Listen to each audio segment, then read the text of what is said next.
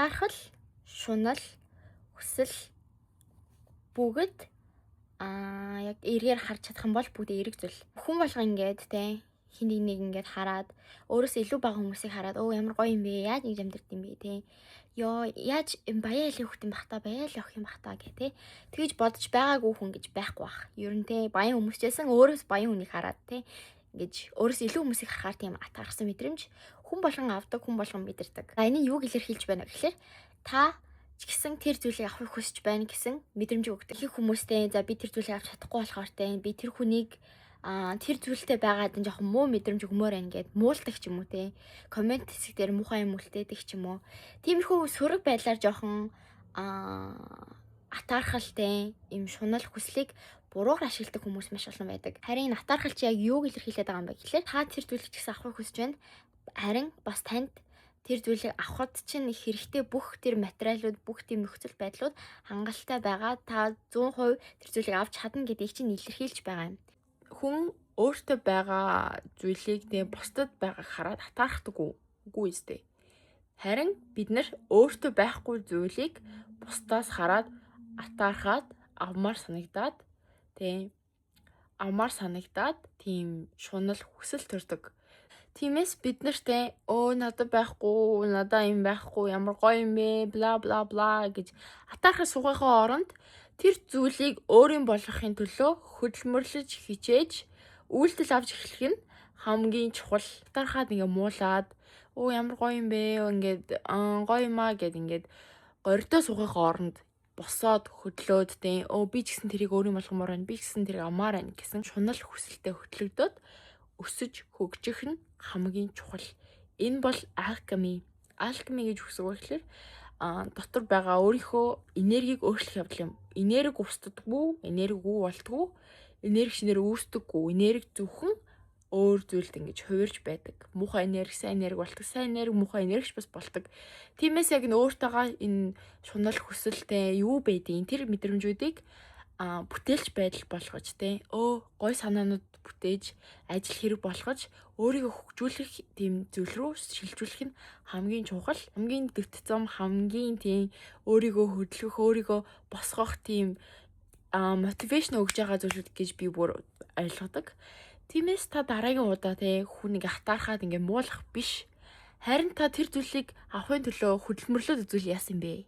Тэр зүйлийг авахын төлөө босоод ажил хийгээд тэр зүйлийг тэр хүн яаж авсан байна тэр зүйлийг авахын төлөө юу хийж болох вэ гэдэг талаар бодож үзээ хийж болох зүйлүүд юу вэ? Нэг нэгээр нь туршиж үзээ, бүтлгүүтлэл бүгдийг бүтлгүүцсэн ч гэсэн өөр зүйл туршиж үзээ, дахин туршиж үзээд тэр зүйлийг өөрийн болохтлоо зогсохгүй байх нь мөр үр дүнтэй юм бэ байдлаараа ингээ хөгжүүлж байгаа хэрэг юм аа.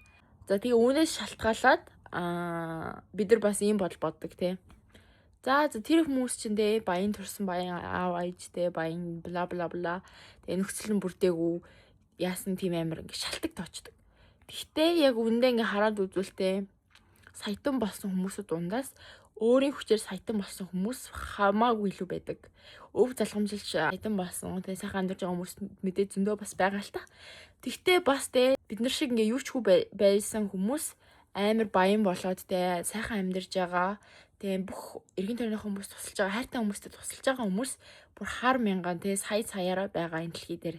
Тиймээс та шалтгаан тоожих ямар ч ирэхгүй болж байгаа гэсэн үг. Шалтгаан тоожгоо бол яагаад та болж болохгүй гэж, яагаад та дараагийн гэр бүлтэй анхны саятан болж болохгүй гэж, яагаад та хүссэн мөрөөдлийнхөө газар руу аялж болохгүй гэж, яагаад та хүссэн ажлаар ажиллаж хийж болохгүй гэж, яагаад та тэр хүссэн мөрөөдлийнхөө машиныг аваад амар гой хаус амьдарч болохгүй гэж, яагаад гэж өөрөөсөө байнга асуу.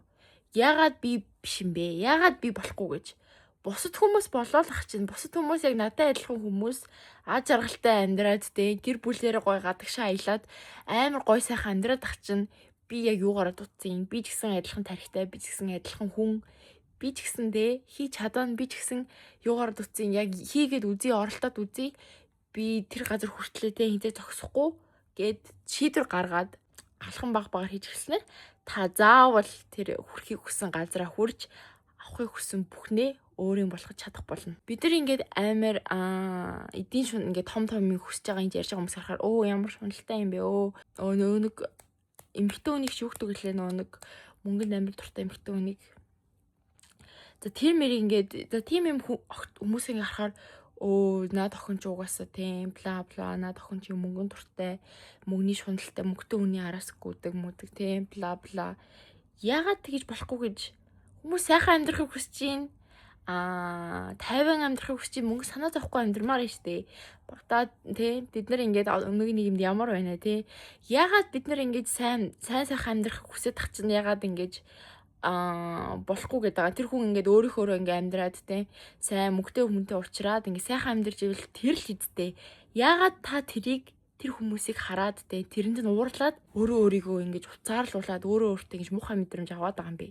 Гэхээр та ч гэсэн яг мөнгөтэй болохыг хүсдэг. Та ч гэсэн сайхан амьдрахыг хүсдэг. Тийм баяжхыг хүсдэг. Та ингэж танд ч гэсэн маш олон тийм материалыг эд зүйлийн хүсэл маш их байгаа гэсэн үг. Тиймээс та тэрийг битээ ингэж тий буухай сөрөг байдлаар ингэж нийгэмд илэрхийлж ингэж хүмүүст ингэж муухай мэдрэмж өгч. Харин юу гэж бодох вэ гэхэлэр би дараагийн төвшөнд гарах хэрэгтэй мэт. Энэ сайхан амьдарч хүмүүсийг хараад атаархаад ингээд бүр ингээ уурлаад ингээд байгаад чинь таны хүсэл ингээд амар их байгаагийн илрэл.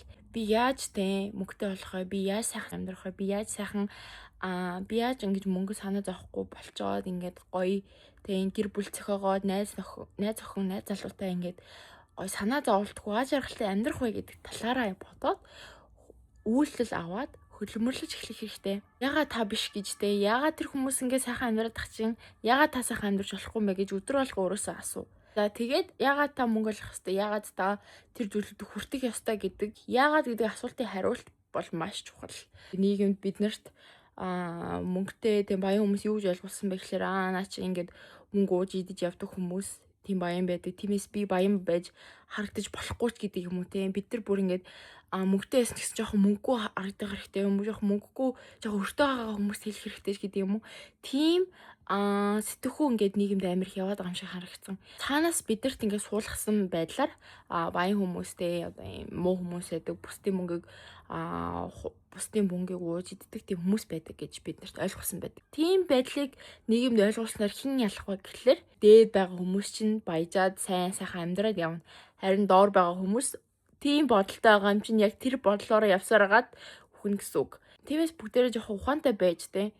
Энэ хүмүүс яагаад ингэж хэлээд байна? Яагаад би ингэж бодоод байна гэдэгт анхаарах хэрэгтэй. Энэ миний бодол уу? Энэ нийгмээс өгсөн бодол уу? Миний энэ бодол үнэн бодол уу? Худлаа бодол уу те?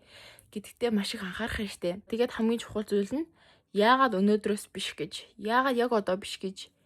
Яагаад яг одоо биш гэж? Яг одоо ихэл яг одоо. Би өнгөрснөө хараа те. За би 2 жилийн өмнө эхэлсэн бол те 5 жилийн өмнө эхэлсэн бол өнөөдөр юм байх хэвээр, юм байсан байх хэвээр гэл ингээд харамсаал ингээд суух чинь бүр цагийн гард яг одоо ухаарсан байгаа. Яг өмнө нь те яг энэ мэдээллийг мэдээгүй байсан өөрийгөө уучил.